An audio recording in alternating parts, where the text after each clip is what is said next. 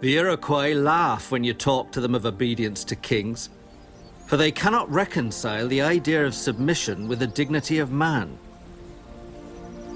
Each individual is a sovereign in his own mind, and as he conceives he derives his freedom from the Creator alone, he cannot be induced to acknowledge any other power.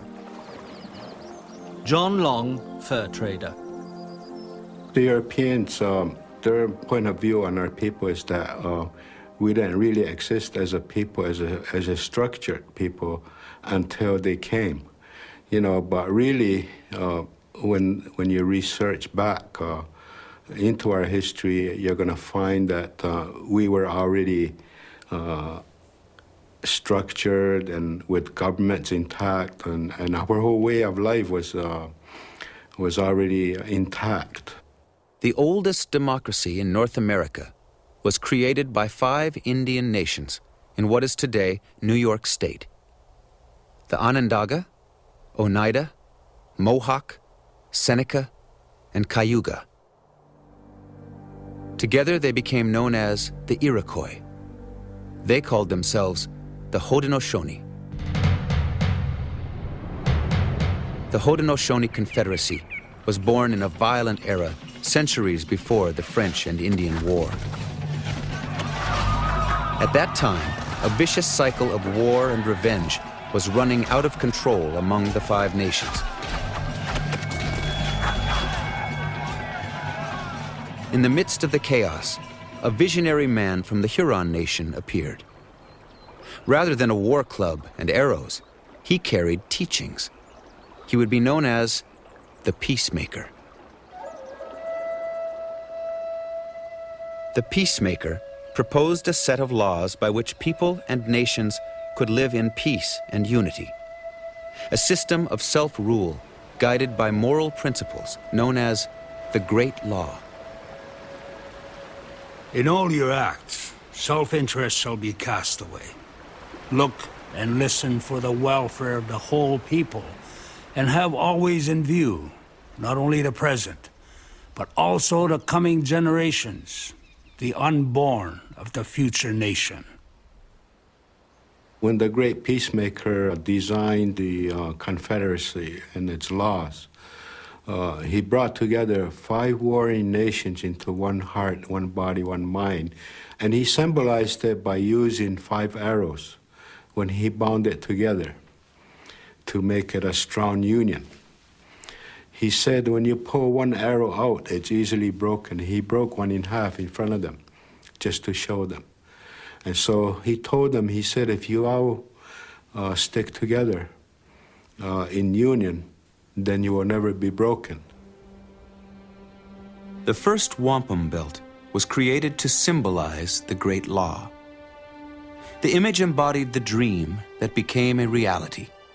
5 nations, independent, but joined together as one. The Great Law was both a set of moral teachings and a concrete plan for a democratic union built around the social structures of the nations. Each nation had long been organized into clans, which served as extended families. Clans lived together in longhouses, which were owned by the women of the clans. Up to 200 feet in length, longhouses sheltered as many as a dozen families, with private areas and shared fires. They were a place of security, a warm refuge against harsh winters. Clan membership passed from mother to child. When a child came of age, they would marry into another clan. In this way, the entire nation was woven into one greater family. From this clan structure, the Haudenosaunee built a representative democracy. The women of each clan would appoint one man as clan chief.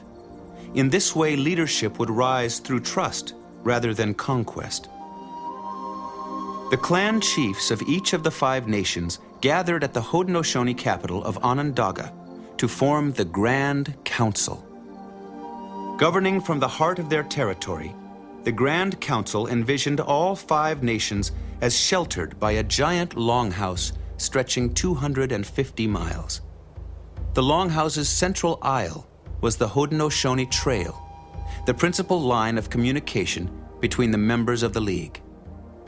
The eastern door of the domain was guarded by the Mohawk. The Seneca watched the door to the west, and the Onondaga were the center, the keepers of the fire. The Democratic Confederacy, envisioned by the peacemaker, preserved peace for centuries.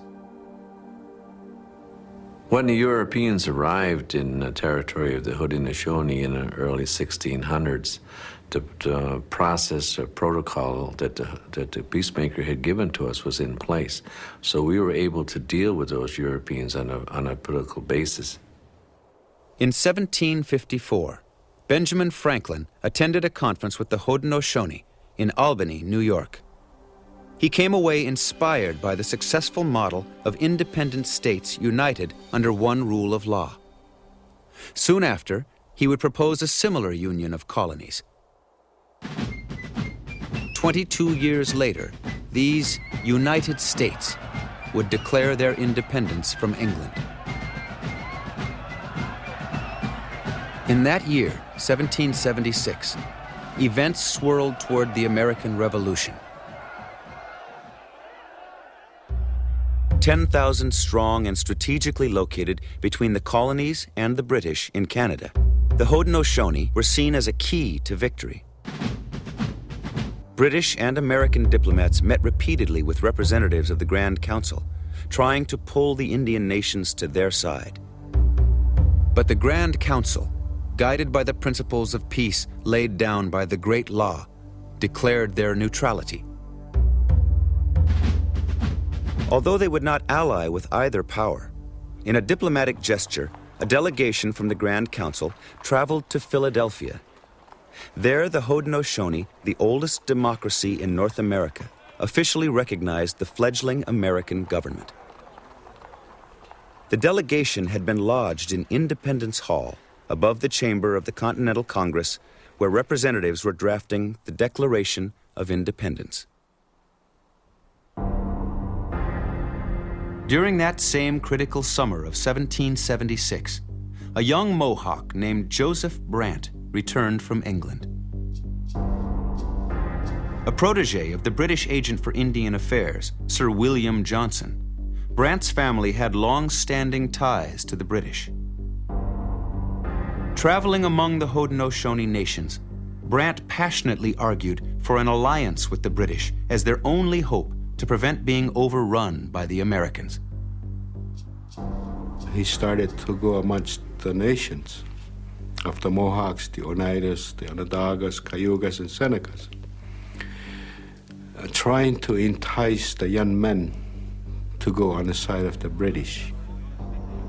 In an act that threatened the very existence of the Confederacy, Joseph Brant, in open defiance of the Grand Council, called a meeting in the summer of 1777 to argue the British case. Blacksnake, a young Haudenosaunee man from the Seneca Nation, listened closely.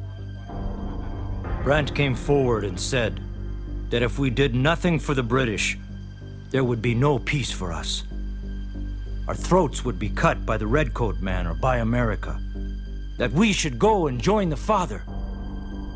This is the way for us. Blacksnake's uncle, a respected Seneca leader named Corn Planter, rose to challenge Brant. Corn Planter was a veteran of the French and Indian Wars and had participated in the critical council decisions of his time. He wanted no part of a war that was not his to fight. You must all mark and listen to what I have to say.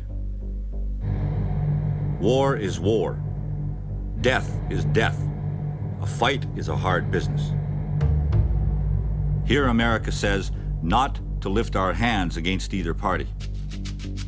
I move, therefore, to wait a little while to hear more consultation between the two parties. Let the British say everything he is going to say to us. We then can see clear where we are going and not be deceived. Corn Planter, Seneca. In shocked disbelief, Blacksnake and the others watched as Brant rose to his feet. He ordered Cornplanter to stop speaking.